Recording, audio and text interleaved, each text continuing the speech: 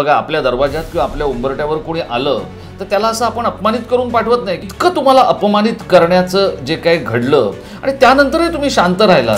हे दोन्ही ठाकरे कुटुंबांबद्दल किंवा आत्ता जे यांच्याबद्दल न बोललेलं बरं. माझ्या चेलानंच माझ्या घरावर हल्ला करायला सांगितलं होतं, मारून टाका म्हणून सांगितलं होतं.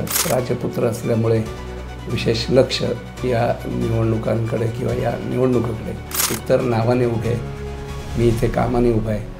नवखा माणूस, काही न करता आलेले, म्हणून लोक त्यांच्याकडे आश्चर्याने बघतात. एक सामान्य कार्यकर्ता आला असता तर लोकांनाही आनंद वाटेल. एक 3 किंवा 4 वेळा आमदार म्हणून काम केल्यानंतर अचानक घरी बसा असं जर कोणी सांगितलं तर यातना होता.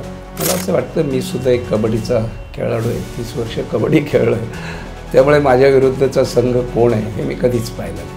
पण तुमच्या मनात हा खरेपणा होता का हो, की जर समजा त्यांनी सांगितलं असतं की मागे घ्या, काय वाटेल ते झालं तरी आपण माघार नाही.